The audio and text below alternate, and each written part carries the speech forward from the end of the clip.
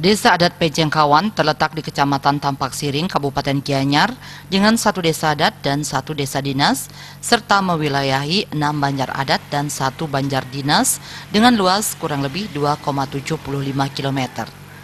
Sebagian besar masyarakat desa adat Pejengkawan memiliki mata pencarian sebagai petani dan wirausaha yang memiliki toko-toko hardshop, souvenir, dan usaha villa.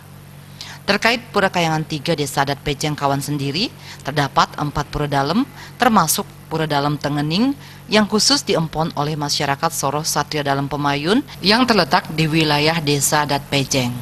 Sesuai program Provinsi Bali Gubernur Wayan Koster, yakni Nangun Satkerti Loka Bali, Bali Era Baru, Desa Adat Pejengkawan khususnya telah mengimplementasikannya dengan berbagai program desa, yakni dibagi menurut konsep Trihita Karana, yakni tingkat parahyangan, pawongan, dan palemahan.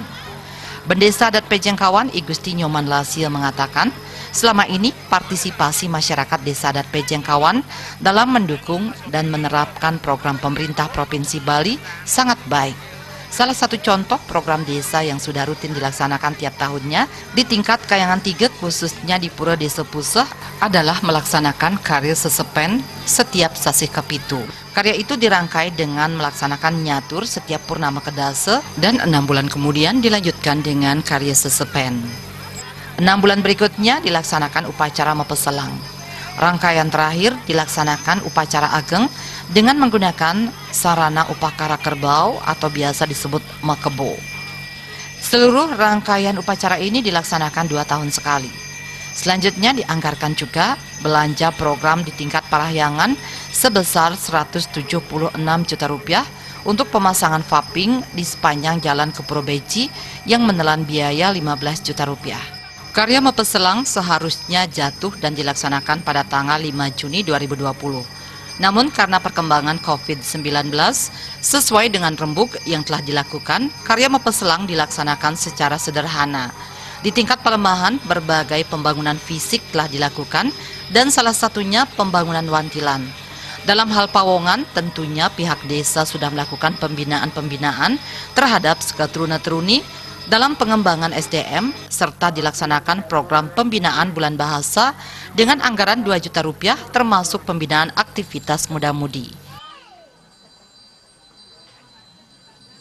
Sesuai dengan apa yang disampaikan sama Pak Gubernur Bali, Pak Koster sendiri, yaitu Nangun Satkerti Loko Bali.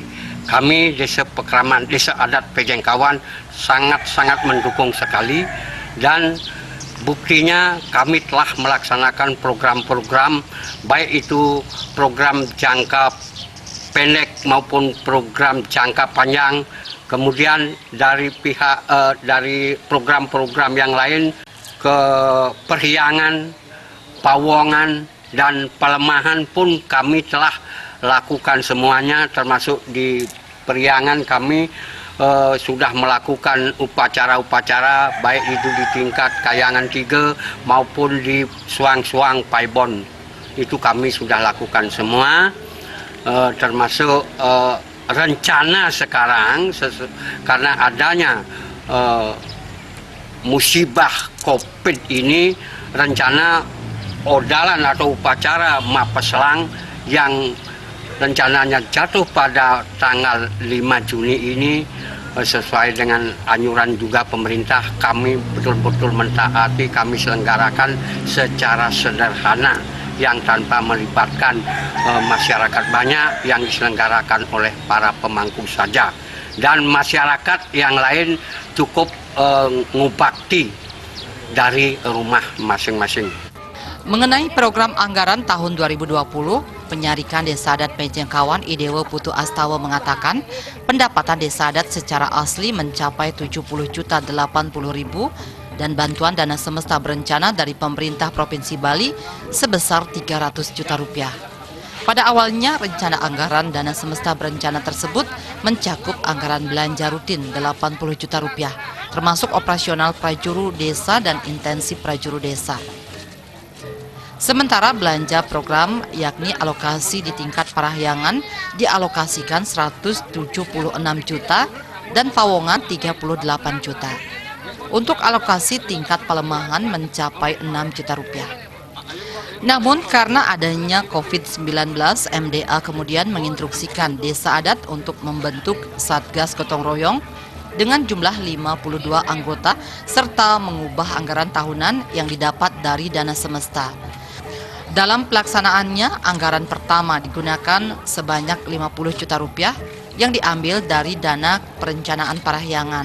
Setelah instruksi pertama, dilakukan pengadaan penyediaan alat penyemprotan disinfektan, penyediaan tempat cuci tangan, serta operasional Satgas Gotong Royong Desa Adat Pejengkawan. Kemudian MDA Provinsi Bali memberikan instruksi kedua, agar desa adat menggunakan dana semesta sebesar 100 juta rupiah yang juga diambil dari anggaran tingkat parahyangan untuk menanggulangi COVID-19. Total nilainya mencapai 150 juta rupiah. Pembagian bantuan sosial kepada warga mengikuti instruksi MDA. Bantuan diberikan berdasarkan beberapa kategori, yakni kepada warga yang berprofesi sebagai pemuka agama dan para pemangku.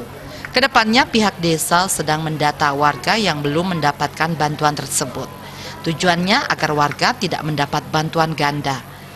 Perencanaan program desa adat untuk tahun 2020 akan dibahas selanjutnya pada bulan Juli dengan melaksanakan rapat dengan pemuka desa, prajuru dinas. Perencanaan keuangan BKK atau anggaran dana semesta Provinsi Bali yang berjumlah 300 juta itu sudah dianggarkan sesuai dengan instruksi dari kantor pemajuan adat, yaitu dibagi dua anggaran, yaitu anggaran rutin dan anggaran berencana.